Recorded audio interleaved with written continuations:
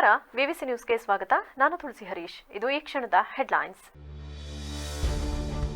ಪ್ರಜ್ವಲ್ ರೇವಣ್ಣ ಮೇಲೆ ಮತ್ತೊಂದು ಎಫ್ಐಆರ್, ಪ್ರೀತಂಗೌಡ ಮೇಲೂ ದೂರು. ಕೃಷ್ಣ ಹೋಟೆಲ್ ಕಿರಣ್ A2 ಆರೋಪಿ. ಎಂಎಲ್ಸಿ ಸೂರಜ್ ರೇವಣ್ಣ ಪ್ರಕರಣಕ್ಕೆ ಟ್ವಿಸ್ಟ್. ಉಲ್ಟಾ ಹೊಡೆದ ಸಂತ್ರಸ್ತನ ವಿರುದ್ಧ ದೂರು ನೀಡಿದ್ದ ಸೂರಜ್ ಆಪ್ತ. ಸೂರಜ್ ವಿರುದ್ಧ ದಾಖಲಾಯಿತು ಮತ್ತೊಂದು ಕೇಸ್. ಸಕಲೇಶಪುರದ ಪಟ್ಲಾಬೆಟ್ಟದಲ್ಲಿ ಸ್ಥಳೀಯರಿಂದ ಗೂಂಡಾಗಿರಿ, ಪ್ರವಾಸಿಗರ ಮೇಲೆ ಹಲ್ಲೆ, 4 ವಿರುದ್ಧ ಪ್ರಕರಣ ದಾಖಲು. ಲೈಂಗಿಕ ದೌರ್ಜನ್ಯ ಪ್ರಕರಣದಲ್ಲಿ ಪರಪ್ಪನ ಅಗ್ರಹಾರ ಜೈಲು ಪಾಲಾಗಿರುವ ಪ್ರಜ್ವಲ್ ರೇವಣ್ಣ ಅವರ ಮೇಲೆ ಇನ್ನೊಂದು ದೂರು ದಾಖಲಾಗಿದೆ. ಇದೇ ವೇಳೆ ಈ ಪ್ರಕರಣದ ವಿಚಾರಣೆಗಾಗಿ ಅವರನ್ನ 4 ದಿನ ಪೊಲೀಸ್ ಕಸ್ಟಡಿಗೆ ಕೊಡಲಾಗಿದೆ. ಈ ದೂರಿನಲ್ಲಿ ಮಾಜಿ ಶಾಸಕ ಪ್ರೀತಂಗೌಡ ಅವರನ್ನ ಹೆಸರಿಸಲಾಗಿದ್ದು, ಬಿಜೆಪಿ ನಾಯಕನ ಮೇಲೂ ಈಗ ವಿಚಾರಣೆಯ ತೂಗುತಿ ತೂಗಲಿದೆ.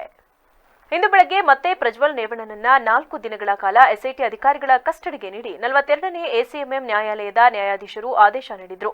ಬೆಂಗಳೂರು ಸೈಬರ್ ಕ್ರೈಂ ಪೊಲೀಸ್ ಠಾಣೆಯಲ್ಲಿ ಎಫ್ಐಆರ್ ದಾಖಲಾಗಿದ್ದು, ಲೈಂಗಿಕ ದೌರ್ಜನ್ಯ ಆರೋಪದ ಅಡಿಯಲ್ಲಿ ಪ್ರಕರಣ ದಾಖಲಾಗಿದೆ. ಈ ಹಿನ್ನೆಲೆಯಲ್ಲಿ ಪ್ರಜ್ವಲ್ ಅನ್ನ ಬಾಡಿ ವಾರೆಂಟ್ ಮೇಲೆ ಎಸ್ಐಟಿ ವಶಕ್ಕೆ ಕೇಳಿತು.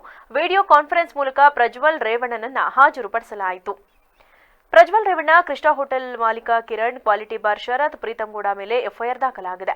ವಿಡಿಯೋ ಕಾನ್ಫರೆನ್ಸ್ ಮೂಲಕ ನಡೆದ ವಿಚಾರಣೆಯಲ್ಲಿ ಪ್ರಜ್ವಲ್ ರೇವಣ್ಣಗೆ 4ನೇ ಎಫ್ಐಆರ್ ಬಗ್ಗೆ ಜಡ್ಜ್ ಮಾಹಿತಿ ನೀಡಿದರು. ನಿಮ್ಮ ಮೇಲೆ ಮತ್ತೊಂದು ಎಫ್ಐಆರ್ ಆಗಿದೆ, ನಿಮ್ಮ ವಕೀಲರು ಇಲ್ಲೇ ಇದ್ದಾರೆ ಎಂದು ಜಡ್ಜ್ ಹೇಳಿದರು. ಮತ್ತೊಂದು ಎಫ್ಐಆರ್ ಬಗ್ಗೆ ಸುದ್ದಿ ತಿಳಿದು ಪ್ರಜ್ವಲ್ ಆತಂಕಕ್ಕೊಳಗಾದರು.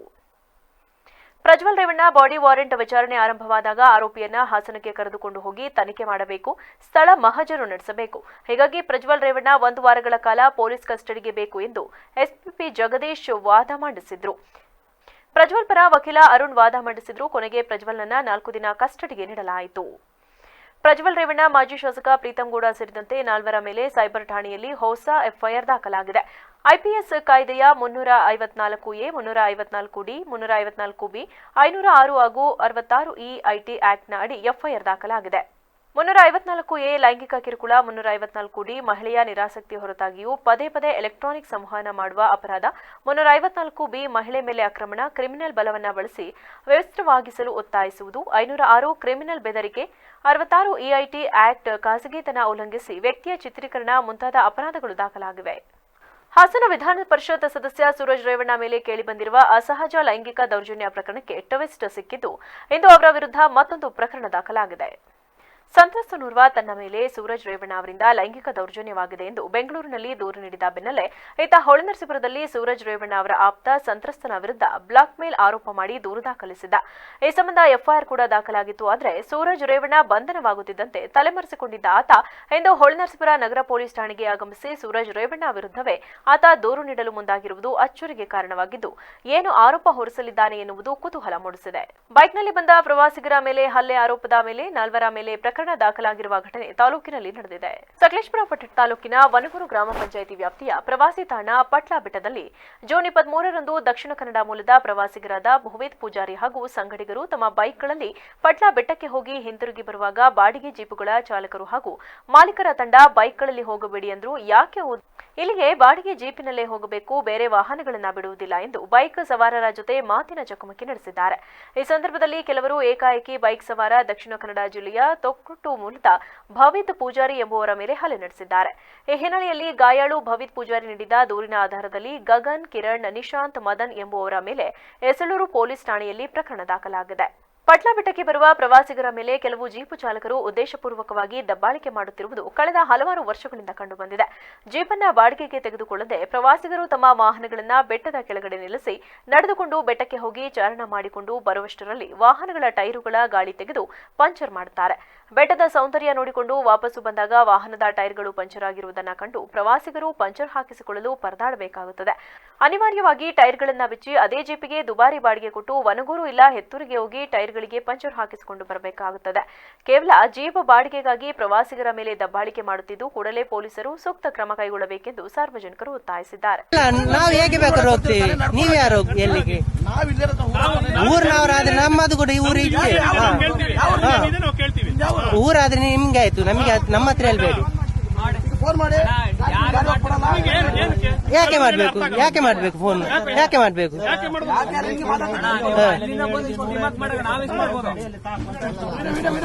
ವಿಡಿಯೋ ಮಾಡಿ ಏನ್ ಬೇಕಾದ್ರೆ ಮಾಡಿ ನೀವು.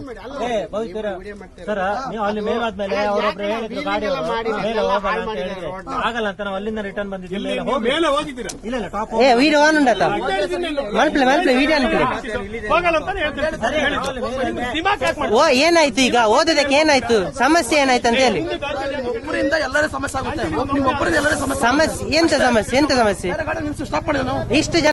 ತುರ್ತು ಪರಿಸ್ಥಿತಿಗೆ ಇಂದಿಗೆ 50 ವರ್ಷವಾಗಿದ್ದು ಸ್ವತಂತ್ರ ಭಾರತದ ಇತಿಹಾಸದಲ್ಲಿ ಇದೊಂದು ಕರಾಳ ಅಧ್ಯಾಯವಾಗಿದೆ ಎಂದು ಬಿಜೆಪಿ ರಾಷ್ಟ್ರೀಯ ಕಾರ್ಯಕಾರಿಣಿ ಸದಸ್ಯ ನವಿಲೆ ಅಣ್ಣಪ್ಪ ಹೇಳಿದರು.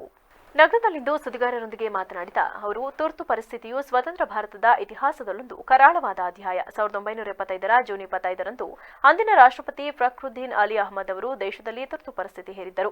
ಅಂದಿನ ಪ್ರಧಾನಿ ಇಂದಿರಾ ಗಾಂಧಿ ಅವರ ಸಲಹೆ ಆಧಾರದಲ್ಲಿ ರಾಷ್ಟ್ರಪತಿ ಅಂತಹ ಕ್ರಮ ತೆಗೆದುಕೊಂಡಿದ್ದರು.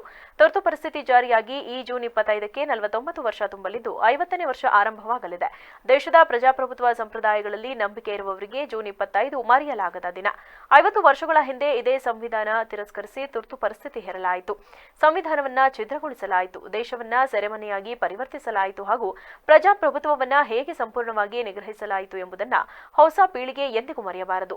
ಇದೊಂದು ಪ್ರಜಾಪ್ರಭುತ್ವಕ್ಕೆ ಕಪ್ಪು ಚುಕ್ಕೆ. ಇಂತಹ ವಿಕೃತಿ ಮತ್ತೆ ಸಂಭವಿಸಲು ಅವಕಾಶ ನೀಡುವುದಿಲ್ಲ ಎಂದು ದೇಶವಾಸಿಗಳು ಸಂಕಲ್ಪ ಮಾಡಬೇಕೆಂದರು. ಈ ದೇಶದ ಸಂವಿಧಾನಕ್ಕೆ ಅಪಚಾರವನ್ನು ಮಾಡಿ ಸಂವಿಧಾನವನ್ನು ತಿರುಚಿ ಡಾಕ್ಟರ್ ಬಾಬಾ ಸಾಹೇಬ್ ಅಂಬೇಡ್ಕರ್ ಅವರು ಕೊಟ್ಟಂಥ ಸಂವಿಧಾನಕ್ಕೆ ಅಪಚಾರ ಮಾಡಿದ್ದು ಕಾಂಗ್ರೆಸ್ ಅಂತ ಹೇಳಿದರೆ ತಪ್ಪಾಗಲಿಕ್ಕಿಲ್ಲ. ಯಾಕೆಂದರೆ ಸ್ವಾರ್ಥಕ್ಕೋಸ್ಕರ ಏನು ಶ್ರೀಮತಿ ಇಂದಿರಾ ಗಾಂಧಿ ಅವರು ಅಂದಿನ ಪ್ರಧಾನಿ ಚುನಾವಣಾ ಅಕ್ರಮಗಳಲ್ಲಿ ಭಾಗಿಯಾಗಿದ್ದರು ಅಂತ ಹೇಳಿ ರಾಯ್ಬರೇಲಿಯಿಂದ ಆಯ್ಕೆಯಾಗಿದ್ದಂಥ ಆಯ್ಕೆಯನ್ನು ರಾಜನಾರಾಯಣ್ ಅವರು ಪ್ರಶ್ನೆ ಮಾಡಿ ಅಲಹಾಬಾದ್ ಹೈಕೋರ್ಟ್ನಲ್ಲಿ ರಿಟ್ ಅರ್ಜಿ ಸಲ್ಲಿಸಿದರು. ಅಲಹಾಬಾದ್ ಹೈಕೋರ್ಟು ಚುನಾವಣಾ ಅಕ್ರಮ ಸಾಬೀತಾಗಿದ್ದನ್ನು ದೃಢಪಡಿಸಿ ಶ್ರೀಮತಿ ಇಂದಿರಾ ಗಾಂಧಿಯವರ ಸದಸ್ಯತ್ವವನ್ನು ಲೋಕಸಭಾ ಸದಸ್ಯತ್ವವನ್ನು ರದ್ದುಗೊಳಿಸ್ತದೆ. ಅಂಥ ಸಂದರ್ಭದಲ್ಲಿ ಶ್ರೀಮತಿ ಇಂದಿರಾ ಗಾಂಧಿಯವರು ಸುಪ್ರೀಂ ಕೋರ್ಟ್ಗೆ ಮೇಲ್ಮನವಿಯನ್ನು ಸಲ್ಲಿಸಿದ್ರೂ ಸುಪ್ರೀಂ ಕೋರ್ಟ್ ಪೂರ್ಣ ಪ್ರಮಾಣದಲ್ಲಿ ಅವರ ಸದಸ್ಯತ್ವವನ್ನು ತಡೆಯಾಜ್ಞೆ ನೀಡೋದಿಲ್ಲ. ಅಂಥ ಸಂದರ್ಭದಲ್ಲಿ ಸಂವಿಧಾನವನ್ನು ದುರುಪಯೋಗಪಡಿಸಿಕೊಂಡು ಪತ್ರಿಕಾಗೋಷ್ಠಿಯಲ್ಲಿ ಜಿಲ್ಲಾ ಬಿಜೆಪಿ ಪ್ರಧಾನ ಕಾರ್ಯದರ್ಶಿ ಗಿರೀಶ್, ನಗರ ಮಂಡಲ ಅಧ್ಯಕ್ಷ ಯೋಗೇಶ್, ರಾಜ್ಯ ಒಬಿಸಿ ಮೋರ್ಚಾದ ಕಾರ್ಯದರ್ಶಿ ಪ್ರಸನ್ನಕುಮಾರ್ ಸೇರಿದಂತೆ ಇನ್ನಿತರರು ಹಾಜರಿದ್ದರು. ನಮ್ಮ ಸರ್ಕಾರ ರಾಜ್ಯದಲ್ಲಿ ಶಾಂತಿ ಬಯಸುತ್ತದೆ. ಕರ್ನಾಟಕ ಸರ್ವ ಜನಾಂಗದ ಶಾಂತಿಯ ತೋಟ ಆಗಬೇಕು ಎಂದು ಗೃಹ ಸಚಿವ ಡಾಕ್ಟರ್ ಜಿ ಪರಮೇಶ್ವರ್ ಹೇಳಿದರು. ನಗರದ ಎಸ್ಪಿ ಕಚೇರಿಯಲ್ಲಿ ಇಲಾಖೆಯ ಪ್ರಗತಿ ಪರಿಶೀಲನಾ ಸಭೆ ನಡೆಸಿದ ಬಳಿಕ ಮಾತನಾಡಿದ ಅವರು, ಪೊಲೀಸ್ ಇಲಾಖೆ ಕ್ರಿಯಾಶೀಲವಾಗಿ ಕೆಲಸ ಮಾಡಬೇಕು. ಈ ನಿಟ್ಟಿನಲ್ಲಿ ಅಧಿಕಾರಿಗಳಿಗೆ ಕಟ್ಟುನಿಟ್ಟಿನ ಸೂಚನೆ ಕೊಟ್ಟಿದ್ದೇನೆ. ಅದೇ ಪ್ರಕಾರವಾಗಿ ಪೊಲೀಸರು ಕೆಲಸ ಮಾಡುತ್ತಿದ್ದಾರೆ ಎಂದ ಅವರು, ವಿರೋಧ ಪಕ್ಷದವರು ಕಾನೂನು ವ್ಯವಸ್ಥೆ ಕೆಟ್ಟಿದೆ ಎಂದು ಹೇಳಿಕೆ ಕೊಟ್ಟಿದ್ದಾರೆ. ಅದನ್ನು ನಾನು ಸೂಕ್ಷ್ಮವಾಗಿ ಗಮನಿಸಿದ್ದೇನೆ. ನಮಗೂ ಜವಾಬ್ದಾರಿ ಇದೆ. ಯಾರನ್ನೂ ಮೆಚ್ಚಲಿಸಕ್ಕೆ ಅಪರಾಧ ಪ್ರಕರಣಗಳ ಅಂಕಿಅಂಶ ಕಡಿಮೆ ಮಾಡುವುದು ಮುಖ್ಯ ಅಲ್ಲ ಎಂದು ಕುಟುಕಿದ್ರು. ಕೋಮು ಸಂಘರ್ಷ 1 ವರ್ಷದಿಂದ ಆಗಿಲ್ಲ. ಗಣೇಶ ಹಬ್ಬ ರಾಜ್ಯದಲ್ಲಿ ಶಾಂತಿಯುತವಾಗಿ ನಡೆದಿದೆ. ಹಿಂದೆ ಶಿವಮೊಗ್ಗ, ಹುಬ್ಬಳ್ಳಿಯಲ್ಲಿ ಗಲಾಟೆಗಳು ಆಗಿವೆ. ಈ ಬಾರಿ ಯಾವುದೇ ಘಟನೆ ಆಗಿಲ್ಲ. ದಕ್ಷಿಣ ಕನ್ನಡ, ಶಿವಮೊಗ್ಗ, ಹುಬ್ಬಳ್ಳಿ ಮೊದಲಾದ ಜಿಲ್ಲೆಗಳಲ್ಲಿ ಕಮ್ಯುನಲ್ ವಿಚಾರದಲ್ಲಿ ನಡೆಯುತ್ತಿದ್ದ ಗಲಾಟೆಗಳು ನಿಂತು ಹೋಗಿವೆ ಎಂದು ಸಚಿವರು ವಿವರಿಸಿದರು. ನಮ್ಮ ಹಾಸನ ಜಿಲ್ಲೆಯ ಉಸ್ತುವಾರಿ ಸಚಿವರು, ರಾಜ್ಯದ ಸಹಕಾರಿ ಸಚಿವರು ರಾಜಣ್ಣನವರು ಇಲ್ಲಿ ಸುಮಾರು 7 ಜನ ಮಕ್ಕಳು ಆಕಸ್ಮಿಕವಾಗಿ ತೀರಿ ಹೋಗಿದ್ದಾರೆ. ಅವರಿಗೆ ಸರ್ಕಾರ ಪರಿಹಾರ ಕೊಡ್ತಾ ಇದ್ದೇವೆ. ಈ ಸಂದರ್ಭದಲ್ಲಿ ನೀವು ಕೂಡ ಬಂದರೆ ಒಂದು ರೀತಿಯಲ್ಲಿ ಸಂದೇಶ ಹೋಗ್ತದೆ ಅಂತೇಳಿ ಅವರು ತಿಳಿಸಿದರು. ಹಾಗಾಗಿ ನಾನು ಕೂಡ ಅವರ ಜೊತೆಯಲ್ಲಿ ಇವತ್ತು ಜಿಲ್ಲೆಗೆ ಬಂದಿದ್ದೇನೆ. ಜೊತೆಗೆ ನನಗೂ ಒಂದು ಇಲಾಖೆ ಜವಾಬ್ದಾರಿ ಇರೋದರಿಂದ ಈ ಜಿಲ್ಲೆಯ ಪೊಲೀಸ್ ಇಲಾಖೆಯನ್ನು ಒಂದಿಷ್ಟು ಪರಿಶೀಲನೆ ಮಾಡಿ ಈ ಜಿಲ್ಲೆಯ ಪೊಲೀಸಿನ ದೃಷ್ಟಿಯಿಂದ ಆಗು ಹೋಗುಗಳ ಬಗ್ಗೆ, ಇಲ್ಲಿನ ಸಮಸ್ಯೆಗಳ ಬಗ್ಗೆ, ನಡೆದಿರ್ತಕ್ಕಂಥ ಅನೇಕ ಘಟನೆಗಳ ಬಗ್ಗೆ ಮತ್ತು ಮುಂದೆ ಯಾವ ರೀತಿ ಅವರು ಕ್ರಮ ಮಾಡಬೇಕು ಅಥವಾ ನಡ್ಕೊಳ್ಬೇಕು ಅನ್ನೋದ್ರ ಬಗ್ಗೆ ಒಂದಿಷ್ಟು ಚರ್ಚೆ ಮಾಡಬೇಕು ಅಂಥೇಳಿ ಇವತ್ತು ಈ ಪರಿಶೀಲನಾ ಸಭೆಯನ್ನು ಕೂಡ ನಾನು ಮತ್ತು ಸನ್ಮಾನ್ಯ ರಾಜಣ್ಣನವರು ರೋಟರಿ ಕ್ಲಬ್ ಆಫ್ ಹಾಸನ್ ವತಿಯಿಂದ ಹಾಸನದ ಡೈರಿ ವೃತ್ತದಲ್ಲಿ ಬಸ್ ತಂಗುದಾಣ ನಿರ್ಮಾಣಕ್ಕೆ ಶಾಸಕ ಎಚ್.ಪಿ. ಸ್ವರೂಪ್ ಚಾಲನೆ ನೀಡಿದರು. ತಂಗುದಾಣ ನಿರ್ಮಾಣದ ಗುದ್ದಲಿ ಪೂಜೆ ನೆರವೇರಿಸಿ ಮಾತನಾಡಿದ ಅವರು, ರೋಟರಿ ಸಂಸ್ಥೆ ವತಿಯಿಂದ ಹಲವು ಜನಪರ ಕೆಲಸಗಳನ್ನು ನಿರಂತರವಾಗಿ ಮಾಡಿಕೊಂಡು ಬರುತ್ತಿದ್ದು, ಇದರ ಭಾಗವಾಗಿ ಇಂದು ಹಾಸನದ ಡೈರಿ ವೃತ್ತದಲ್ಲಿ ತಂಗುದಾಣ ನಿರ್ಮಾಣಕ್ಕೆ ಮುಂದಾಗಿರುವುದು ಸ್ವಾಗತಾರ್ಹ. ಸಂಸ್ಥೆ ಮುಂದೆಯೂ ಇದೇ ರೀತಿ ಹಲವು ಜನಪರ ಕಾರ್ಯಗಳಲ್ಲಿ ತೊಡಗಿಸಿಕೊಳ್ಳಲೆಂದು ಆಶಿಸುತ್ತೇನೆ ಎಂದರು. ರೋಟರಿ ಕ್ಲಬ್ ಆಫ್ ಹಾಸನ್ ಇವರ ಒಂದು ಸಹಕಾರದೊಂದಿಗೆ ಇಲ್ಲೇ ನಮ್ಮ ಕ್ಲಬ್ನ ರೋಟರಿ ಸಂಸ್ಥೆಯ ಅಧ್ಯಕ್ಷರಾದಂಥ ನಮ್ಮ ಗಿರೀಶ್ ಅಣ್ಣವರು, ರಮೇಶ್ ಕೋತಾರವರು ಮತ್ತು ಗೋಪಿಯವರೆಲ್ಲ ನಮ್ಮ ಹಿರಿಯರೆಲ್ಲ ಸ್ನೇಹಿತರೆಲ್ಲ ಇವತ್ತು ಒಂದು ಸಾರ್ವಜನಿಕರ ಅನುಕೂಲಕ್ಕಾಗಿ ಏನು NR ಸರ್ಕಲಲ್ಲಿ ಒಂದು ಬಸ್ ಸ್ಟಾಪ್ ಮಾಡೋ ಮುಖಾಂತರ ಇವತ್ತು ನಗರಸಭೆ ಅಂತ ನಮ್ಮ ಡೈರಿ ಸರ್ಕಲಲ್ಲಿ ಇವತ್ತು ನಮ್ಮ ನಗರಸಭೆ ಸದಸ್ಯರ ಮಂಜಣ್ಣವರು, ವಾಸಣ್ಣವರು ಎಲ್ಲ ಸೇರಿ ಇವತ್ತು ಗುದ್ಲಿ ಪೂಜೆ ಮಾಡೋ ಮುಖಾಂತರ ಸಾರ್ವಜನಿಕರ ಅನುಕೂಲಕ್ಕೆ ರೋಟರಿ ಸಂಸ್ಥೆಯವರು ಮುಂದೆ ಬಂದಿದ್ದಾರೆ. ಅದೇ ರೀತಿ ಹಲವಾರು ಕೆಲಸ ಕಾರ್ಯಗಳನ್ನ ಇವತ್ತು ರೋಟರಿ ಸಂಸ್ಥೆ 70 ವರ್ಷದ ನಮ್ಮ ಏನು ಮುಖ್ಯವಾದಂಥ ನಮ್ಮ ರೋಟರಿ ಕ್ಲಬ್ ಆಫ್ ಹಾಸನ್ ಇವತ್ತು ಬಸ್ ಸ್ಟಾಪ್ನ ಮಾಡ್ತಾ ಬಂದಿದ್ದಾರೆ. ಹಾಗಾಗಿ ಇವತ್ತು ಭಗವಂತ ಎಲ್ಲ ನಮ್ಮ ರೋಟರಿ ಸಂಸ್ಥೆ ಎಲ್ಲ ನಮ್ಮ ನಿರ್ದೇಶಕರು, ಅಧ್ಯಕ್ಷರೆಲ್ಲ ಒಳ್ಳೆಯದಾಗಲಿ. ಮುಂದಿನ ದಿನಗಳಲ್ಲಿ ನಮ್ಮ ಹಾಸನ ಜನತೆಗೆ ಅನುಕೂಲಕ್ಕಾಗಿ, ಸಾರ್ವಜನಿಕರ ಅನುಕೂಲಕ್ಕಾಗಲಿ ಈ ಥರ ಒಂದು ಕಾರ್ಯಕ್ರಮಗಳನ್ನ ರೂಪಿಸ್ತಾ ಬರಲಿ ಅಂತ ನಾನು ಅವರಿಗೆ ಈ ಸಂದರ್ಭದಲ್ಲಿ ಅವರಿಗೆ ಶುಭಾಶಯ. ರೋಟರಿ ಕ್ಲಬ್ ಅಧ್ಯಕ್ಷ ಗಿರೀಶ್ ಮಾತನಾಡಿ, ಜಿಲ್ಲೆಯಲ್ಲಿ ರೋಟರಿ ಸಂಸ್ಥೆ 70 ವರ್ಷಗಳಿಂದ ಸಾಮಾಜಿಕ ಕಾರ್ಯಗಳಲ್ಲಿ ತೊಡಗಿಸಿಕೊಂಡು ಬರುತ್ತಿದ್ದು, ನಗರದಲ್ಲಿ 5 ತಂಗುದಾಣಗಳನ್ನು ನಿರ್ಮಾಣ ಮಾಡುವ ಗುರಿಯನ್ನು ಹೊಂದಲಾಗಿದ್ದು, ಇಂದು ಡೈರಿ ವೃತ್ತದಲ್ಲಿ ನಿರ್ಮಾಣ ಕಾರ್ಯಕ್ಕೆ ಶಾಸಕರು ಚಾಲನೆ ನೀಡಿದ್ದು, ಈ ಕಾರ್ಯಕ್ಕೆ ರಮೇಶ್ ಕುಮಾರ್ ಖುತಾರಿಯವರು ದಾನಿಗಳಾಗಿದ್ದಾರೆ. ಸಂಸ್ಥೆ ನಿಸ್ವಾರ್ಥ ಸೇವೆಯಲ್ಲಿ ತೊಡಗಿಸಿಕೊಂಡಿದ್ದು, ಈ ಕಾರ್ಯ ಹೀಗೆ ಮುಂದುವರಿಯಲಿದೆ ಎಂದರು. ನಮ್ಮ ರೋಟರಿ ಕ್ಲಬ್ ಹಾಸನ್ ವತಿಯಿಂದ ನಾವು ಈಗಾಗಲೇ ಹಾಸನದಲ್ಲಿ ನಮ್ಮ ಮೇನ್ ಕ್ಲಬ್ಬಿಂದನೇ 5 ಬಸ್ ಶೆಲ್ಟರ್ಗಳನ್ನ ಮಾಡಲಿಕ್ಕೆ ಯೋಜನೆ ಹಾಕ್ಕೊಂಡಿದ್ದೀವಿ. ಇದು 3ನೇ ಬಸ್ ಸ್ಟ್ಯಾಂಡ್. ಇದು ನಾವು ಹೌಸಿಂಗ್ ಬೋರ್ಡಲ್ಲಿ ಒಂದು ಮಾಡಿದ್ದೀವಿ, ಇಂಜಿನಿಯರಿಂಗ್ ಕಾಲೇಜಲ್ಲಿ ಒಂದು ಮಾಡಿದ್ದೀವಿ. ಈಗ ಡೈರಿ ಸರ್ಕಲಲ್ಲಿ ಮುಂದಿನ ದಿನಗಳಲ್ಲಿ ಇನ್ನೂ 2 ಬಸ್ ಶೆಲ್ಟರ್ಗಳನ್ನ ನಗರ ಪ್ರದೇಶದಲ್ಲಿ ಸಾರ್ವಜನಿಕರಿಗೆ ಅನುಕೂಲಕ್ಕೆ ಮಾಡ್ತಾಯಿದ್ದೀವಿ. ಅದರ ಒಂದು ಅಂಗವಾಗಿ ಈ ದಿನ ನಮ್ಮ ಶಾಸಕರ ಉಪಸ್ಥಿತಿಯಲ್ಲಿ ಹಾಗೂ ನಮ್ಮ ರೋಟರಿ ಕ್ಲಬ್ ಡೈರೆಕ್ಟರ್ಗಳು, ಸದಸ್ಯರು, ಕಾರ್ಯದರ್ಶಿ, ಖಜಾಂಚಿಗಳ ಎಲ್ಲರ ಸಮಕ್ಷಮದಲ್ಲಿ ಹಾಗೂ ಸಾರ್ವಜನಿಕರ ಸಮಕ್ಷಮದಲ್ಲಿ ನಾವು ಇದಕ್ಕೆ ಗುದ್ಲಿ ಪೂಜೆನ ನೆರವೇರಿಸಿದ್ದೀವಿ. ಇದನ್ನು ನಮ್ಮ ಈ ಕ್ಲಬ್ಬು 70 ವರ್ಷದಿಂದ ಹಾಸನ ನಗರದಲ್ಲಿ ಸೇವೆ ಮಾಡ್ಕೊಳ್ತಾ ಬಂದಿದೆ. ಈ ಕ್ಲಬ್ಬು ಅಂತಾರಾಷ್ಟ್ರೀಯ ಮಟ್ಟದ ಕ್ಲಬ್. ಇವು ನಾನ್ ಗೌರ್ಮೆಂಟ್ ಆರ್ಗನೈಸೇಷನ್. ಸರ್ಕಾರಕ್ಕೆ ಪರ್ಯಾಯವಾಗಿ ಚಿಕ್ಕ ಪುಟ್ಟ ಸಮಾಜ ಸೇವೆಗಳು, ಶಿಕ್ಷಣ, ನೈರ್ಮಲ್ಯ, ಕುಡಿಯುವ ಶುದ್ಧ ನೀರಿನ ಘಟಕಗಳು, ಈ ಥರ ಬಸ್ ಶೆಲ್ಟರ್ಗಳನ್ನ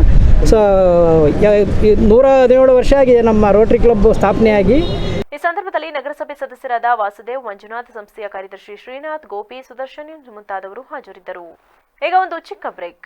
ಮಂಗಳ ಅಚೀವರ್ಸ್ ಪದವಿ ಪೂರ್ವ ಕಾಲೇಜು ಹಾಸನದ ಪ್ರತಿಷ್ಠಿತ ಶಿಕ್ಷಣ ಸಂಸ್ಥೆಯಾದ ಅಚೀವರ್ಸ್ ಪದವಿ ಪೂರ್ವ ಕಾಲೇಜು ಹಾಗೂ ಮತ್ತೊಂದು ಪ್ರತಿಷ್ಠಿತ ಶಿಕ್ಷಣ ಸಂಸ್ಥೆಯಾದ ಮಂಗಳ ಪದವಿ ಪೂರ್ವ ಕಾಲೇಜಿನೊಂದಿಗೆ ಶೈಕ್ಷಣಿಕ ಸಹಭಾಗಿತ್ವ ಪಡೆದಿರುವುದು ಹಾಸನದ ಶೈಕ್ಷಣಿಕ ಕ್ಷೇತ್ರದಲ್ಲಿ ಹೊಸದೊಂದು ಅಧ್ಯಾಯವನ್ನು ಪ್ರಾರಂಭಿಸಿದೆ. ಕಾಲೇಜಿನಲ್ಲಿ ಗಂಡು ಮಕ್ಕಳಿಗೆ ಹಾಗೂ ಹೆಣ್ಣು ಮಕ್ಕಳಿಗೆ ಪ್ರತ್ಯೇಕ ಹಾಸ್ಟೆಲ್ ವ್ಯವಸ್ಥೆ ಇದ್ದು, ಶುಚಿಯಾದ ಊಟದ ವ್ಯವಸ್ಥೆ ಇರುತ್ತದೆ. ಇದರೊಂದಿಗೆ ವಿದ್ಯಾರ್ಥಿಗಳ ರಕ್ಷಣೆಯ ದೃಷ್ಟಿಯಿಂದ ಸಿಸಿ ಕ್ಯಾಮೆರಾ ಒಳಗೊಂಡಂತೆ ಎಲ್ಲ ಮುನ್ನೆಚ್ಚರಿಕಾ ಕ್ರಮಗಳನ್ನು ಕೈಗೊಳ್ಳಲಾಗುವುದು. ವಿದ್ಯಾರ್ಥಿಗಳಿಗೆ ವೈದ್ಯಕೀಯ ಸೌಲಭ್ಯ ಸಹ ಕಾಲೇಜಿನಲ್ಲೇ ನೀಡಲಾಗುತ್ತದೆ. ದಿನದ 24 ಗಂಟೆಯೂ ವೈಫೈ ಸೌಲಭ್ಯ ಹಾಗೂ ನಿರಂತರ ವಿದ್ಯುತ್ ವ್ಯವಸ್ಥೆ ಸೌಲಭ್ಯ ಸೇರಿದಂತೆ ವಿಶಾಲವಾದ ಫಿಸಿಕ್ಸ್, ಕೆಮಿಸ್ಟ್ರಿ, ಬಯಾಲಜಿ ಹಾಗೂ ಕಂಪ್ಯೂಟರ್ ಸೈನ್ಸ್ ಲ್ಯಾಬ್ಗಳು ಮತ್ತು ವಿಶಾಲವಾದ ತರಗತಿಗಳ ವ್ಯವಸ್ಥೆಯೂ ಇರುತ್ತದೆ. ಹಾಗೆಯೇ ವಿದ್ಯಾರ್ಥಿಗಳ ದೈಹಿಕ ಆರೋಗ್ಯದ ಹಿತದೃಷ್ಟಿಯಿಂದ ಕ್ರೀಡಾ ಚಟುವಟಿಕೆಗಳು ಕೂಡ ಅತಿ ಹೆಚ್ಚು ಒತ್ತು ನೀಡಲಾಗುವುದು. ವಿದ್ಯಾರ್ಥಿಗಳ ಸರ್ವತೋಮುಖ ಬೆಳವಣಿಗೆಗೆ ಸಹಕಾರಿಯಾಗುವ ನಿಟ್ಟಿನಲ್ಲಿ ಹೆಜ್ಜೆ ಇಡುತ್ತಿರುವ ಮಂಗಳ ಅಚೀವರ್ಸ್ ಪದವಿ ಪೂರ್ವ ಕಾಲೇಜಿನಲ್ಲಿ 2024-25ನೇ ಸಾಲಿಗೆ ದಾಖಲಾತಿ ಪ್ರಾರಂಭವಾಗಿರುತ್ತದೆ.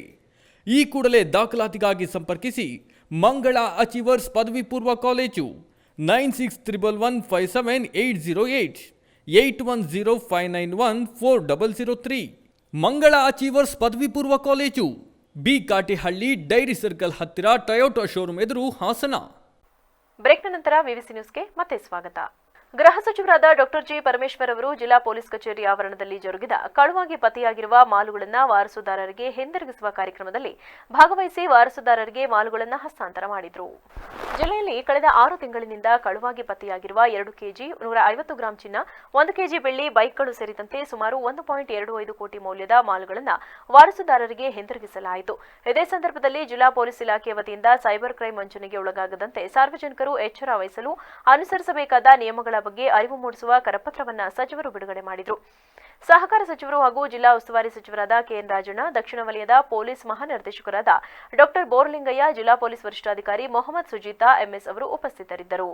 ನಾಡಪ್ರಭು ಕೆಂಪೇಗೌಡ ಜಯಂತಿಯನ್ನ ಅದ್ದೂರಿಯಾಗಿ ಆಚರಿಸಲು ಸಕಲ ಸಿದ್ಧತೆ ಮಾಡಿಕೊಳ್ಳಲಾಗುತ್ತಿದೆ ಎಂದು ಶಾಸಕ ಹುಲ್ಲಳ್ಳಿ ಸುರೇಶ್ ತಿಳಿಸಿದರು. ಬೇಲೂರು ಪಟ್ಟಣದ ಒಕ್ಕಲಿಗರ ಸಮುದಾಯ ಭವನದಲ್ಲಿ ನಾಡಪ್ರಭು ಕೆಂಪೇಗೌಡ ಜಯಂತಿಯನ್ನ ಆಚರಿಸುತ್ತಿರುವ ಸಂದರ್ಭದಲ್ಲಿ ಒಕ್ಕಲಿಗರ ಸಮುದಾಯದ ಮುಖಂಡರ ಜೊತೆ ಪೂರ್ವಭಾವಿ ಸಭೆಯಲ್ಲಿ ಚರ್ಚಿಸಿ ಮಾತನಾಡಿದ ಶಾಸಕ ಸುರೇಶ್, ಈ ಬಾರಿ ಕೆಂಪೇಗೌಡ ಜಯಂತಿಯನ್ನ ಬೇಲೂರು ತಾಲೂಕಿನಲ್ಲಿ ಹಬ್ಬದ ರೀತಿಯಲ್ಲಿ ಪಕ್ಷಾತೀತವಾಗಿ ಎಲ್ಲರ ಸಹಕಾರ ಕೋರಲಾಗಿದ್ದು, ಜುಲೈ 1ರಂದು ಸೋಮವಾರ ನಾಡಪ್ರಭು ಕೆಂಪೇಗೌಡರ ಜಯಂತಿಯನ್ನ ಆಚರಿಸಲು ಸಮಾಜದ ಮುಖಂಡರು ಸೂಚಿಸಿದ್ದು, ಅದರಂತೆ ಬೆಳಗ್ಗೆ 9:30 ಸಮಯದಲ್ಲಿ ಶ್ರೀ ಶ್ರೀ ಬಾಲಗಂಗಾಧರನಾಥ ಸ್ವಾಮೀಜಿ ಎಗಚಿ ಸೇತುವೆ ಬಳಿಯಿಂದ 108 ಕುಂಭ ಕಳಸದೊಂದಿಗೆ ಪುತ್ತೂರಿನ ಡಿಜೆ ವಾದ್ಯದೊಂದಿಗೆ ಹಾಗೂ ಮಲೆನಾಡಿನ ಸುಗ್ಗಿ ವಾದ್ಯ ಹಾಗೂ ವಿವಿಧ ಕಲಾ ತಂಡದೊಂದಿಗೆ ಪರಮಪೂಜ್ಯ ಶ್ರೀ ಶಂಭುನಾಥ ಮಹಾಸ್ವಾಮೀಜಿ ಅವರನ್ನ ವಿಶೇಷವಾದ ರಥದಲ್ಲಿ ಅವರನ್ನ ಮೆರವಣಿಗೆ ಮೂಲಕ ಕರೆತಂದು ನಾಡಪ್ರಭು ಕೆಂಪೇಗೌಡರಿಗೆ ಮಾಲಾರ್ಪಣೆ ಮಾಡಿದ ನಂತರ ಒಕ್ಕಲಿಗರ ಸಮುದಾಯ ಭವನದಲ್ಲಿ ನಮ್ಮ ಜನಾಂಗದಲ್ಲಿ ವಿಶೇಷ ಸಾಧನೆ ಮಾಡಿದಂತಹ ವಿದ್ಯಾರ್ಥಿಗಳಿಗೆ ಹಾಗೂ ಕೃಷಿಕರಿಗೆ ಅಭಿನಂದಿಸಲಾಗುವುದು. ಬೃಹತ್ ರಕ್ತದಾನ ಶಿಬಿರ ಆಯೋಜಿಸಲಾಗಿದ್ದು, ನಂತರ ಪರಮಪೂಜ್ಯ ಸ್ವಾಮೀಜಿ ಅವರಿಂದ ಸಭೆಯಲ್ಲಿ ಆಶೀರ್ವಚನ ಮಾಡಲಿದ್ದಾರೆ ಎಂದರು.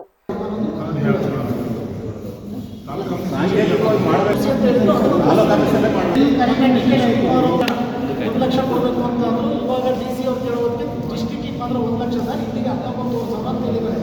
ಅಲ್ಲೇನಾದ್ರು ಸಿಂಪಲ್ ಮಾಡಬೇಕು ಅಂದ್ರೆ ಅದನ್ನು ಸಹ ಅಮೌಂಟ್ನ ಕೊಡಿಸ್ತೀವಿ. ಆಮೇಲೆ ಚೌಟ್ರಿ ಇದರಿಂದ ಏನು ಕಮಿಟಿ ಇತ್ತಲ್ಲ, ಕಮಿಟಿಯಿಂದ DR ಹೇಳಿದ್ದೀವಿ, ಅದನ್ನೊಂಚೂರು ಫಾಲೋ ಅಪ್ ಮಾಡಿ. ಈಗ ನೀವು ಮೊನ್ನೆ ಏನು ಹೇಳಿದ್ರೆ ಇದನ್ನು ನಾನು ತಪ್ಪಿಸ್ತಕ್ಕಂಥ ಕೆಲಸ ಮಾಡ್ತೀನಿ. ಇನ್ನೆಲ್ಲ ಸಮಾಜದ ಹಿರಿಯರು ಎಲ್ಲರೂ ಗೌರವ ಕಂಡು ಪ್ರತಿ ಮನೆಗೆ ಎಲ್ಲೆಲ್ಲಿ ಸಮುದಾಯ ಇದೆ ಪ್ರತಿ ಮನೆಗೆ ಹೋಗಿ ನಾವು ಕರೆ ಕೊಟ್ಟರೆ ಮಾತ್ರ ಕಾರ್ಯಕ್ರಮ ಯಶಸ್ಸು ಹೊರತು ನಾವು ಆಟೋದಲ್ಲಿ ಅಮೌಸ್ ಮಾಡಿದ್ರೆ ಆಗಲ್ಲ. ನಾವು ಹೇಳಿದಂಗೆ ಗ್ರಾಮ ಪಂಚಾಯತಿ ವಹಿಸು, ಆ ಗ್ರಾಮ ಪಂಚಾಯತಿ ಎಲ್ಲ ಮುಖಂಡರು ಪಕ್ಷಾತೀತವಾಗಿ ಈ ಕಾರ್ಯಕ್ರಮ ಆಗಬೇಕು. ಇದರಲ್ಲಿ ರಾಜಕಾರಣ ಬೆಳೆಸ್ತಕ್ಕಂಥದ್ದು ಬೇಡ. ದಯವಿಟ್ಟು ಪಕ್ಷಾತೀತವಾಗಿ ಇದನ್ನು ಇದು ಮಾಡಿ ಪ್ರತಿ ಮನೆಗೆ ಕಾರ್ಯಕ್ರಮ ಇದೆ. ಸೋಮವಾರ ಆಗಿದ್ದರಿಂದ ಎಲ್ಲ ರೈತರು ಇರುತ್ತಾರೆ. ಈ ಸಂದರ್ಭದಲ್ಲಿ ಕೆಂಪೇಗೌಡ ಸೇವಾ ಸಮಿತಿ, ತಾಲೂಕಿನ ಒಕ್ಕಲಿಗರ ಸಂಘ, ಒಕ್ಕಲಿಗರ ಮಹಿಳಾ ಸಂಘ, ಯುವ ವೇದಿಕೆ ಅಧ್ಯಕ್ಷರು, ಪದಾಧಿಕಾರಿಗಳು, ಮುಖಂಡರು ಹಾಜರಿದ್ದರು. ಭಾರತ ದೇಶದ ಪ್ರಜಾಪ್ರಭುತ್ವ ವ್ಯವಸ್ಥೆ ಮತ್ತು ಸಮಗ್ರ ಅಭಿವೃದ್ಧಿ ಸಂವಿಧಾನದಡಿ ನಡೆಯುತ್ತಿದೆ. ಇದನ್ನು ಕೊಟ್ಟ ಮಹಾಪುರುಷ ಡಾ BR ಅಂಬೇಡ್ಕರ್ ಅವರನ್ನ ಎಲ್ಲರೂ ಗೌರವಿಸುವ ಕೆಲಸವನ್ನ ಮಾಡಬೇಕಿದೆ ಎಂದು ಶಾಸಕ ಎ ಮಂಜು ತಿಳಿಸಿದರು. ಭಾನುವಾರ ತಾಲೂಕಿನ ಶಿರದನಹಳ್ಳಿ ಗ್ರಾಮದಲ್ಲಿ ಡಾ BR ಅಂಬೇಡ್ಕರ್ ಅವರ ಪ್ರತಿಮೆಯನ್ನ ಅನಾವರಣಗೊಳಿಸಿ ಮಾತನಾಡಿದ ಅವರು, ಇತ್ತೀಚಿನ ದಿನಗಳಲ್ಲಿ ಸಮಾಜಕ್ಕೆ ಕೊಡುಗೆ ನೀಡಿದ ಮಹನೀಯರನ್ನ ಆಯಾ ಜಾತಿಗೆ ಸೀಮಿತಗೊಳಿಸಲಾಗುತ್ತಿದೆ. ಇದು ತುಂಬಾ ಅಪಾಯಕಾರಿ ಮನೋಭಾವನೆ. ಮಹನೀಯರ ಕೊಡುಗೆಯನ್ನ ಮೈಗೂಡಿಸಿಕೊಂಡು ನಡೆದಾಗ ಮಾತ್ರ ಅವರಿಗೆ ಗೌರವ ಸಲ್ಲುತ್ತದೆ. ದೇಶದ ಪ್ರಗತಿಯನ್ನ ಸಹ ಕಾಣಬಹುದಾಗಿದೆ ಎಂದು ತಿಳಿಸಿದರು. ನಿಲುವು ಏನಿರಬೇಕು ಅಂದ್ರೆ, ಯಾರಿಗೆ ಧ್ವನಿ ಇರೋದಿಲ್ಲ ಅವನ ಧ್ವನಿ ಪರ, ಅವನ ಪರ ಇರಬೇಕು. ಯಾರಿಗೆ ಹಸುವಿನಿರ್ತಾರೆ ಅವ್ನಿಗೆ ಊಟ ಹಾಕ್ಬೇಕು. ಇವೆರಡು ಮಾಡಿದ್ರೆ ಆಟೋಮೆಟಿಕ್ ಆಗಿ ಇಲ್ಲಿರ್ತಕ್ಕಂಥ ಸೌಕರ್ಯ ಸವಲತ್ತುಗಳನ್ನ ಪಡ್ಕೊಳ್ಳೋದ್ರಲ್ಲಿ ಅವರು ಮುಂದಾಗ್ತಾರೆ ಅಂತಕ್ಕಂಥದ್ದನ್ನ ಹೇಳ್ಬೇಕು. ಇವತ್ತು ಬಾಬಾ ಸಾಹೇಬ್ ಅಂಬೇಡ್ಕರ್ ಹೆಂಗೆ ನೀವೆಲ್ಲ ನಮ್ಮ ದೇಶದ ಒಂದು ಇವರು ಅಂತ ಹೇಳ್ತಿದ್ರು, ಇವತ್ತು ಭಾಷಣ ಮಾಡ್ತಾ ಹೇಳಿದ್ರು. ಅಂಬೇಡ್ಕರ್ ಅವ್ರನ್ನ ನೆಹರು ಅವರೆಲ್ಲ ಗುರುತಿಸಿದ್ದು. ಅಂಬೇಡ್ಕರ್ ಅವ್ರನ್ನ ದುಂಡು ಮೇಜಿನ ಒಂದು ಕಾರ್ಯಕ್ರಮದಲ್ಲಿ ಬ್ರಿಟಿಷ್ನವರು ಅವ್ರನ್ನ ಗುರುತಿಸ್ತಾರೆ. ಬ್ರಿಟಿಷ್ನವರು ನಮ್ಮ ದೇಶದವರೆಲ್ಲ ಗುರುತಿಸಿದ್ದು. ಈಗಲೂ ನಾವು ಹಿಸ್ಟ್ರಿನಲ್ಲಿ ಓದ್ಬೇಕಾದ್ರೆ ಓದ್ತಾ ಇದ್ದು ನಾವು. ಇವತ್ತು ಇಡೀ ಇಂಡಿಯಾದಲ್ಲಿ ಅವರು ತಗೊಂಡಂಥ ಡಿಗ್ರಿಗಳು, ಡಾಕ್ಟ್ರೇಟ್ಗಳು, ಎಲ್ಲ ಸಬ್ಜೆಕ್ಟ್ಗಳು ತಗೊಂಡಿರ್ತಕ್ಕಂಥ ಡಾಕ್ಟ್ರೇಟ್ಗಳು ಯಾರು ಒಬ್ಬ ವಿದ್ಯಾರ್ಥಿ ಇದ್ದರೆ ಅದು ಡಾಕ್ಟರ್ ಬಾಬಾ ಅಂಬೇಡ್ಕರ್ ಅವರು ಅಂತ ನಾವು ಮರಿಬಾರ್ದು. ಬಾಗಲಕೋಟೆ ಜಿಲ್ಲಾಧಿಕಾರಿ ಎಂ ಜಾನಕಿ ಅವರು ಮಾತನಾಡಿ, ದೇಶದಲ್ಲಿ ಬದುಕುತ್ತಿರುವ ಪ್ರತಿಯೊಬ್ಬರಿಗೂ ಭಾರತ ಸಂವಿಧಾನ, ಮೂಲಭೂತ ಹಕ್ಕು, ಕರ್ತವ್ಯಗಳನ್ನು ಅರಿತು ನಡೆದರೆ ಸಮಾಜ ಅತ್ಯಂತ ಸುಖಿಯಾಗಿರುತ್ತದೆ ಎಂದು ತಿಳಿಸಿದರು. ಬಾಬಾ ಸಾಹೇಬರದು ಅಂತ ಅದೇ ರೀತಿ ಇಡೀ ಜಗತ್ತಿನಲ್ಲೇ ಅತ್ಯಧಿಕ ಮೂರ್ತಿಗಳು ಇರೋದು ಬಾಬಾ ಸಾಹೇಬರದ್ದೇ ಆಗಿದೆ. ಆ ದಾಖಲೆಯನ್ನ ಯಾರು ಮುರಿಯಕ್ಕೆ ಸಾಧ್ಯ ಆಗಿಲ್ಲ, ಮುಂದೆನೂ ಸಾಧ್ಯ ಆಗೋದಿಲ್ಲ ಅಂತ ಭಾವಿಸ್ತೀನಿ ನಾನು. ಒಂದು ಭಾರತದ ಇತಿಹಾಸವನ್ನು ನೋಡಿದ್ರೆ 1950ರಿಂದ ಈಚೆಗೆ ಬರೆದ ಇತಿಹಾಸದಲ್ಲಿ ಪ್ರತಿ ಪುಟದಲ್ಲೂ, ಪ್ರತಿ ದಿನದಲ್ಲೂ, ಪ್ರತಿ ಕ್ಷಣದಲ್ಲೂ ಬಾಬಾ ಸಾಹೇಬರು ಜೀವಿಸ್ತಿದ್ದಾರೆ. ಅವರಿವತ್ತಿಗೂ ನಮ್ಮ 1950ರ ಇತಿಹಾಸವನ್ನು ನಾವು ಆರಂಭ ಮಾಡಿದರೆ ಪ್ರತಿ ಪೇಜಲ್ಲೂ, ಪ್ರತಿ ಜನರಲ್ಲೂ, ಪ್ರತಿ ರಸ್ತೆಯಲ್ಲಿ ಎಲ್ಲ ಸಕಲ ಚರಾಚರ ಜೀವಿಗಳಲ್ಲಿ ಅಂತಾರಲ್ಲ ಆ ರೀತಿ ಜೀವಿಸ್ತಿರುವಂತಹ ಒಬ್ಬ ಏಕೈಕ ವ್ಯಕ್ತಿ ಇದ್ದರೆ ಅದು ಬಾಬಾ ಸಾಹೇಬರು.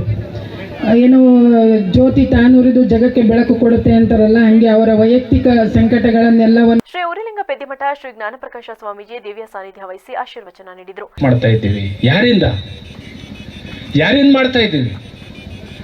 ನಮಗೆ ಕಾಂಗ್ರೆಸ್ ಅಂಬೇಡ್ಕರ್ ಬೇಡ, ಬಿಜೆಪಿ ಅಂಬೇಡ್ಕರ್ ಬೇಡ, JDS ಅಂಬೇಡ್ಕರ್ ಬೇಡ.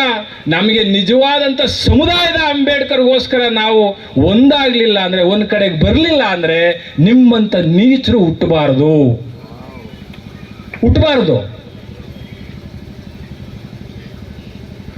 ಯಾಕಿನ್ನೂ ಬದುಕಿರಬೇಕು? ಯಾಕೆ ಬದುಕಬೇಕು? ಸ್ವಾಭಿಮಾನ ಮತ್ತು ಘನತೆ ಬದುಕನ್ನು ಗುಲಾಮಗಿರಿ ಮಾಡು ಅಂದ್ರೆ ಅಂಬೇಡ್ಕರ್ ಪತ್ರ ಬರೆದಿದ್ದಾರೆ, ಓದಿದ್ದೀರಾ? ಕ್ಲಿಮನ್ ಅಟ್ಲೆ ಅಧ್ಯಕ್ಷರೇ, ಕ್ಲಿಮನ್ ಅಟ್ಲೆಗೆ ಪತ್ರ ಬರೀತಾರೆ, I am not interest to the post of president in India.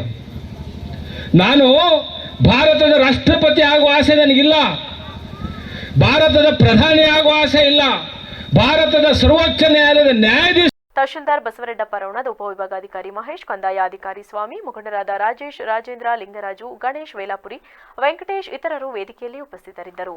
ಪಟ್ಟಣದ ಕ್ರಾಫರ್ಡ್ ಆಸ್ಪತ್ರೆ ಅಭಿವೃದ್ಧಿಗಾಗಿ 2.65 ಕೋಟಿ ರುಗಳ ಯೋಜನೆ ರೂಪಿಸಲಾಗಿದೆ ಎಂದು ಶಾಸಕ ಸಿಮೆಂಟ್ ಮಂಜು ತಿಳಿಸಿದರು. ಮಂಗಳವಾರ ಕ್ರಾಫರ್ಡ್ ಆಸ್ಪತ್ರೆ ಆವರಣದಲ್ಲಿ ಹಮ್ಮಿಕೊಳ್ಳಲಾಗಿದ್ದ ಆರೋಗ್ಯ ರಕ್ಷಾ ಸಮಿತಿ ಸಾಮಾನ್ಯ ಸಭೆಯಲ್ಲಿ ಮಾತನಾಡಿ, ಆಸ್ಪತ್ರೆಯಲ್ಲಿ ಸಾಕಷ್ಟು ಸಮಸ್ಯೆಗಳಿದ್ದು, ಮುಖ್ಯವಾಗಿ ಸೌರವಿಕೆ ತಡೆಗಟ್ಟುವುದು ಹಾಗೂ ವಿದ್ಯುತ್ ಲೈನ್ ದುರಸ್ತಿಪಡಿಸಲು ಈ ಅನುದಾನ ಬಳಸಲು ಚಿಂತಿಸಲಾಗಿದೆ. ಆಸ್ಪತ್ರೆಯಲ್ಲಿ 55 ಲಕ್ಷ ರು ವೆಚ್ಚದಲ್ಲಿ ಅತ್ಯಾಧುನಿಕ ಲ್ಯಾಬ್ ನಿರ್ಮಾಣಕ್ಕೆ ಯೋಜನೆ ರೂಪಿಸಲಾಗಿದೆ ಎಂದರು. ಸಕಲೇಶಪುರ ತಾಲೂಕಿನ ಕ್ರಾಫರ್ಡ್ ಆಸ್ಪತ್ರೆಯಲ್ಲಿ ಈ ದಿನ ರಕ್ಷಾ ಕಮಿಟಿಯ ಒಂದು ಸಭೆಯನ್ನು ನಡೆಸಿದ್ದೀವಿ. ಇದಕ್ಕೆ ಮುಖ್ಯ ಕಾರಣ ಏನಪ್ಪಾ ಅಂತಂದ್ರೆ, ಆಸ್ಪತ್ರೆಯಲ್ಲಿ ಕೆಲವೊಂದು ಮೂಲಭೂತ ಸೌಕರ್ಯ ಸಮಸ್ಯೆ ಇರ್ಬೋದು, ಮತ್ತೆ ಸ್ಟಾಫ್ ಏನು ಶಾರ್ಟೇಜ್ ಇರ್ತಕ್ಕಂಥದ್ದು ಇರ್ಬೋದು. DHO ಅವರು ಕೂಡ ಈ ಸಂದರ್ಭದಲ್ಲಿ ಆಗಮಿಸಿದ್ದಾರೆ. ಇಲ್ಲಿ ಇತ್ತೀಚಿನ ದಿನಗಳಲ್ಲಿ ಡೆಂಗ್ಯೂ ಹೆಚ್ಚಾಗಿರೋ ಕಾರಣ ಬೆಡ್ಗಳು ಕೂಡ ಶಾರ್ಟೇಜ್ ಇದೆ. ಈ ನಿಟ್ಟಿನಲ್ಲಿ ಹೊಸದಾಗಿ ಒಂದು ವಾರ್ಡ್ನ ಓಪನ್ ಮಾಡಬೇಕು ಅಂತ ಆಗಿದೆ.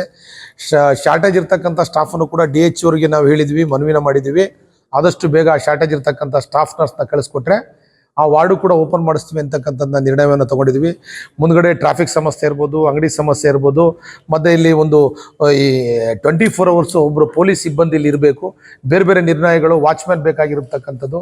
ಈ ಹಾಸ್ಪಿಟಲ್ನ ಒಂದು ಒಳ್ಳೆ ದಾರಿ ತರ ನಿಟ್ಟಿನಲ್ಲಿ ಏನು ಬೇಕು ಎಲ್ಲ ಸೌಕರ್ಯಗಳನ್ನು ಕೂಡ ಕಲ್ಪಿಸೋ ನಿಟ್ಟಿನಲ್ಲಿ ಎಲ್ಲರೂ ಕೂಡ ಸಭೆಯಲ್ಲಿ ಚರ್ಚೆಯನ್ನು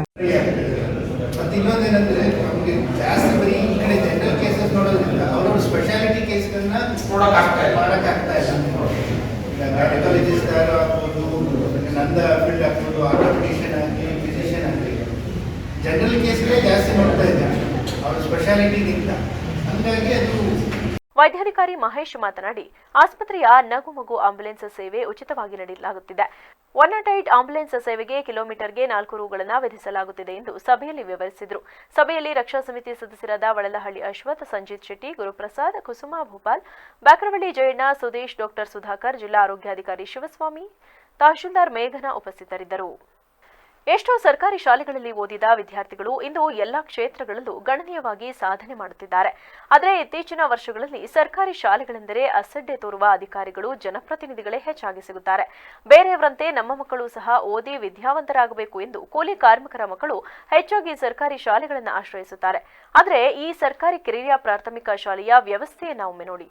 ಹೌದು, ಬೇಲೂರು ಪಟ್ಟಣಕ್ಕೆ ಹೊಂದಿಕೊಂಡಂತಿರುವ ಇಬ್ಬಿಡು ಗ್ರಾಮ ಪಂಚಾಯಿತಿ ವ್ಯಾಪ್ತಿಯ ನೆಟ್ಟೆಕೆರೆ ಗ್ರಾಮದ ಸರ್ಕಾರಿ ಕಿರಿಯ ಪ್ರಾಥಮಿಕ ಶಾಲೆಯಲ್ಲಿ ಸುಮಾರು 25ರಿಂದ 30 ವಿದ್ಯಾರ್ಥಿಗಳು 1ರಿಂದ 5ನೇ ತರಗತಿಯವರೆಗೆ ವ್ಯಾಸಂಗ ಮಾಡುತ್ತಿದ್ದಾರೆ.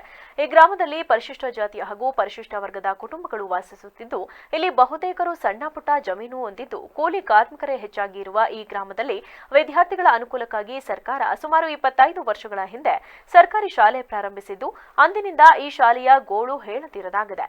ಶಾಲೆಯ ಕಟ್ಟಡದ ಗೋಡೆಗಳು ಈಗಾಗಲೇ ಸಂಪೂರ್ಣ ಬಿರುಕು ಬಿಟ್ಟಿದ್ದು, ಇನ್ನು ಮೇಲ್ಚಾವಣಿ ಹಂಚುಗಳಲ್ಲೆಲ್ಲ ಗಾಳಿಗೆ ಮಳೆಗೆ ಹಾರಿ ಹೋಗುತ್ತಿದ್ದು, ಮಳೆ ಬಂದಾಗ ಸಂಪೂರ್ಣ ಸೋರುವುದಲ್ಲದೆ ಬೇಸಿಗೆ ಕಾಲದಲ್ಲಿ ಕನ್ನಡಿಯಂತೆ ಸೂರ್ಯನ ಕಿರಣಗಳು ಇಣುಕಿ ನೋಡುವ ಸ್ಥಿತಿ ನಿರ್ಮಾಣವಾಗಿದೆ.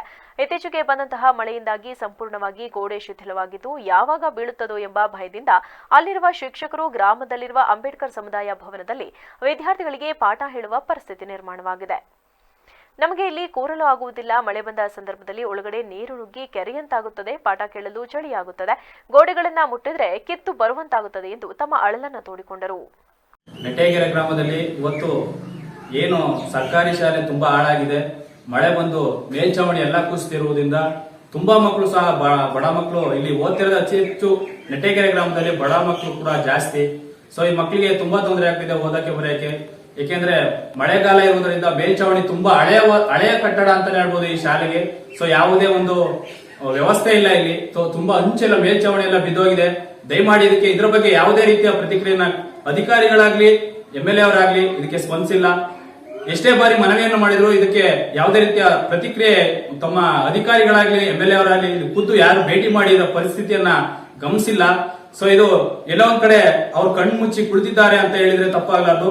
ಸೊ ನಮ್ಗೆ ಬಂದಿರುವ ಒಂದು ವಿಚಾರ ಏನಪ್ಪಾ ಅಂದ್ರೆ ಆದಷ್ಟು ಬೇಗ ಈ ಒಂದು ಶಾಲೆಯನ್ನ ಹೊಸದಾಗಿ ಕಟ್ಟಡಗಳನ್ನ ಕಟ್ಸ್ಕೊಡ್ಲಿಲ್ಲ ಅಂದ್ರೆ ನಮ್ಮ ರಕ್ಷಣಾ ವೇದಿಕೆ ಪ್ರವೀಣ್ ಶೆಟ್ಟಿ ಬಣ್ಣದ ಎಲ್ಲಾ ಒಂದು ಪದಾಧಿಕಾರಿ ಆಗಿರ್ಬೋದು, ಹಾಗೆ ನೆಟ್ಟೆಕೆರೆ ಗ್ರಾಮದ ಊರಿನ ಮುಖಂಡ ಸಾರ್ವಜನಿಕರಿಗೆ ಸದ್ಬಳಕೆ ಆಗಬೇಕಿದ್ದ ಬಹುಕೋಟಿಯ ಒಳಾಂಗಣ ಕ್ರೀಡಾಂಗಣ ನಿಮ್ಮ ಬೇಜವಾಬ್ದಾರಿತನದಿಂದ ಗಿಡಗೆಡ್ಡೆಗಳಿಂದ ಅವ್ಯವಸ್ಥೆಯ ತಾಣಗಳಾಗಿವೆ ಎಂದು ಯುವಜನ ಸಬಲೀಕರಣ ಮತ್ತು ಕ್ರೀಡಾ ಇಲಾಖೆಯ ಜಿಲ್ಲಾ ಸಹಾಯಕ ನಿರ್ದೇಶಕ ಓಂ ಪ್ರಕಾಶ್ ಮತ್ತು ನಿರ್ವಹಣೆ ಗುತ್ತಿಗೆದಾರ ಮಧುಗೆ ಶಾಸಕ HT ಮಂಜು ತೀವ್ರ ತರಾಟೆಗೆ ತೆಗೆದುಕೊಂಡರು.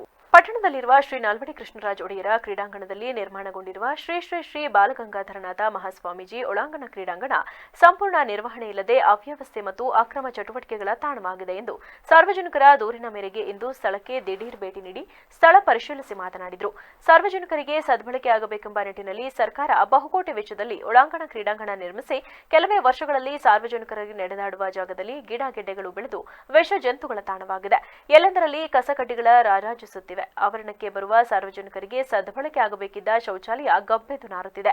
ಎಲ್ಲ ಅವ್ಯವಸ್ಥೆಯನ್ನ ಕಂಡರೂ ಕಾಣದಂತೆ ಕುಳಿತಿರುವುದು ನಿಜಕ್ಕೂ ನಿಮ್ಮ ಬೇಜವಾಬ್ದಾರಿತನದ ಜೊತೆಗೆ ಸಾರ್ವಜನಿಕರು ಸ್ಥಳೀಯ ಶಾಸಕರ ಕಾರ್ಯವೈಖರಿ ಶೂನ್ಯ ಎಂದುಕೊಳ್ಳಲಿ ಎನ್ನುವ ಮನೋಭಾವನೆಯಲ್ಲಿ ಕಾರ್ಯನಿರ್ವಹಿಸುತ್ತಿದ್ದೀರಾ ಎಂದು ಯುವಜನ ಸಬಲೀಕರಣ ಮತ್ತು ಕ್ರೀಡಾ ಇಲಾಖೆಯ ಜಿಲ್ಲಾ ಸಹಾಯಕ ನಿರ್ದೇಶಕ ಓಂ ಪ್ರಕಾಶ್ ತರಾಟೆಗೆ ತೆಗೆದುಕೊಂಡರು.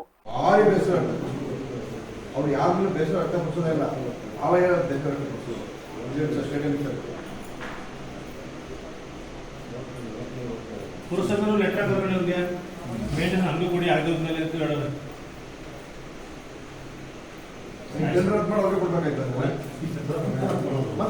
ಮಾಡಿ ನಮ್ಮ ಎಂಟರ್ಟೈನ್ ಸರಿಯಾ ಅದನ್ನೇ ಇದೆ.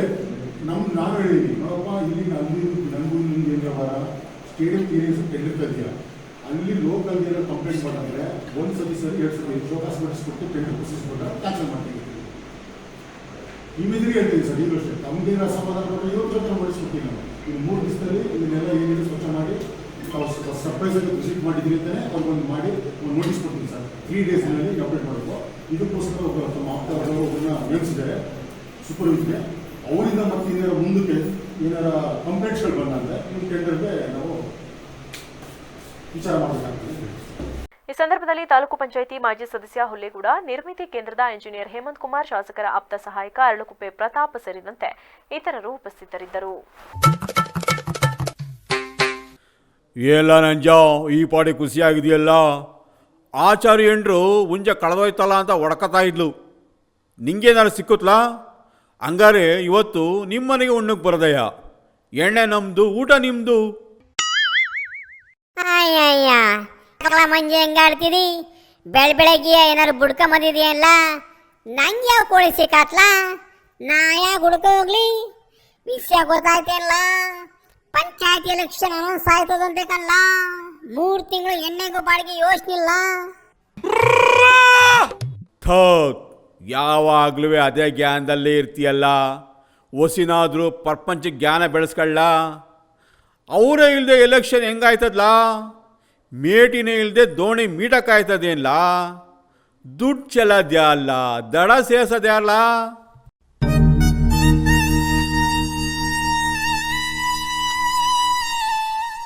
ಅಪ್ಪ, ಯಾರ ವಿಷಯ ಮಾತಾಡ್ತಾ ಇದ್ದಿಲ್ಲ? ಊರ್ದವ್ರೆ ಅನ್ನಿಸ್ಕೊಂಡವ್ರಲ್ಲ, ಅವ್ರ ಮನೆ ವಿಷಯ ಇಲ್ಲ. ಅದೇನೋ ಹೇಳ್ತಾರಲ್ಲ, ಊರಿಗೆ ಬುದ್ಧಿ ಹೇಳಿ ಇತ್ತಲ್ಲೋ ಬದನೆಕಾಯಿ ತಿಂದ್ರಂತೆ. ಏನಾಗಿತ್ಲ ಅವಕ್ಕೆ ಹಿಂಗ್ ಸಿಗಾಕೊಂಡವಲ್ಲ? ತಪ್ಪೆಲ್ಲವನು ಮಾಡ್ತಾನೆ ಕಣ್ಣ. ಸಿಕ್ಕಾಕಬಾರ್ದಾಗಿತ್ತು. ಅದುವೇ ಇವಾಗಿನ ಫಾಸ್ಟ್ ಪ್ರಪಂಚದಾಗೆ.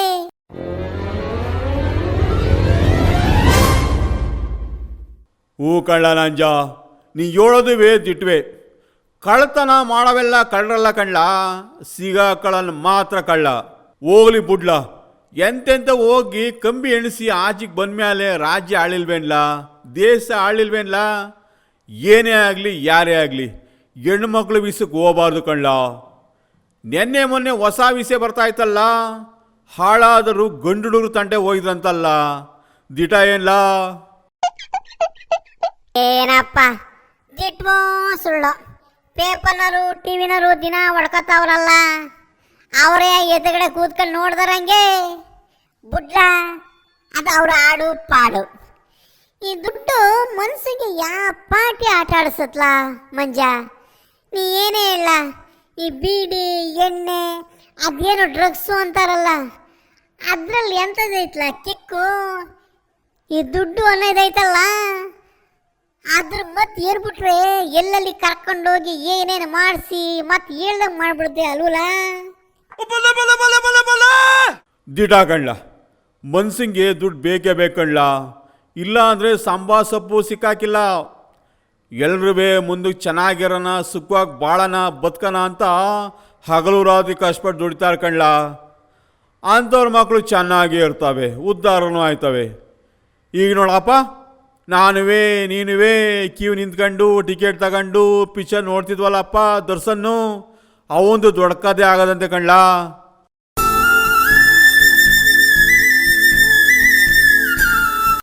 ಹ್ಞೂ ಕಳ್ಳ ಮಂಜ, ಈ ದುಡ್ಡು ಕೈ ಹಾಕಿದ ಕಡಲೆ ಸಿಗ್ತದಲ್ಲ, ಅವಳು ಹಣೆ ಪಾಡು ಅಷ್ಟೇ ಕಳ್ಳ.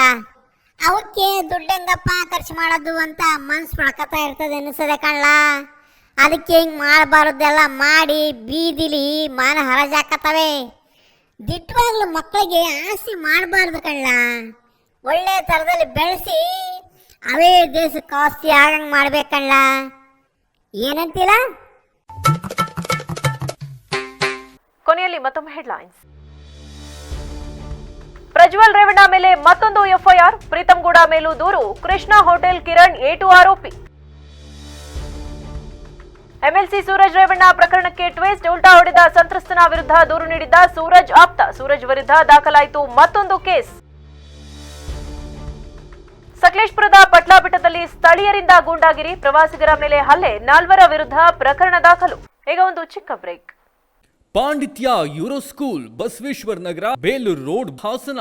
ಕಳೆದ ಹಲವು ವರ್ಷಗಳಿಂದ ನಮ್ಮ ಶಾಲೆಗೆ SSLCಯಲ್ಲಿ 100% ಫಲಿತಾಂಶ ಬರುತ್ತಿದ್ದು, ನಮ್ಮಲ್ಲಿ ಉತ್ತಮ ಕ್ಲಾಸ್ ರೂಮ್, ನುರಿತ ಶಿಕ್ಷಕರ ವರ್ಗ, ಸುಸಜ್ಜಿತ ಶಾಲಾ ಕಟ್ಟಡ, ಆಟದ ಮೈದಾನ, ವಿಷಯಾಧಾರಿತ ಲ್ಯಾಬ್ ವ್ಯವಸ್ಥೆಗಳಿವೆ. ಪ್ರಸಕ್ತ ಸಾಲಿನ SSLC ICSE ಬೋರ್ಡ್ ಎಕ್ಸಾಮ್ನಲ್ಲಿ ನಮ್ಮ ಶಾಲೆಯ ವಿದ್ಯಾರ್ಥಿಗಳಾದ ಪ್ರಣತಿ G 98%, ಸ್ವಾತಿ AP 96.8%, ಸಾಯಿ ಮೇಧಾ M 95.8% ಅಂಕವನ್ನು ಪಡೆಯುವ ಮೂಲಕ ಶಾಲೆಯ ಕೀರ್ತಿಯನ್ನ ಹೆಚ್ಚಿಸಿದ್ದು, ಪರೀಕ್ಷೆ ತೆಗೆದುಕೊಂಡ 38 ವಿದ್ಯಾರ್ಥಿಗಳ ಪೈಕಿ 12 ವಿದ್ಯಾರ್ಥಿಗಳು 90%ಕ್ಕೂ ಅಧಿಕ ಅಂಕ ಪಡೆದಿದ್ದು, 23 ವಿದ್ಯಾರ್ಥಿಗಳು ಡಿಸ್ಟಿಂಕ್ಷನ್, 3 ವಿದ್ಯಾರ್ಥಿಗಳು ಪ್ರಥಮ ಶ್ರೇಣಿಯಲ್ಲಿ ತೇರ್ಗಡೆ ಹೊಂದಿದ್ದಾರೆ. ನಿಮ್ಮ ಮಕ್ಕಳ ಉತ್ತಮ ಭವಿಷ್ಯಕ್ಕೆ ಪಾಂಡಿತ್ಯ ಯೂರೋ ಸ್ಕೂಲ್ ಅತ್ಯುತ್ತಮ ಆಯ್ಕೆ. 2024-25ನೇ ಸಾಲಿಗೆ ದಾಖಲಾತಿ ಪ್ರಾರಂಭವಾಗಿದೆ. ಹೆಚ್ಚಿನ ಮಾಹಿತಿಗಾಗಿ ಸಂಪರ್ಕಿಸಿ 9742263102, 9742263108, 9742263110. ಪಾಂಡಿತ್ಯ euro school, Basaveshwara Nagar, Belur road, Hassan. Hi everybody, I am Mr. JB Murthy, Principal of Panditya Euro School. Very nice to meet you all through this media. You all must be knowing that ICSE Class 10th board results have been out 2 days before.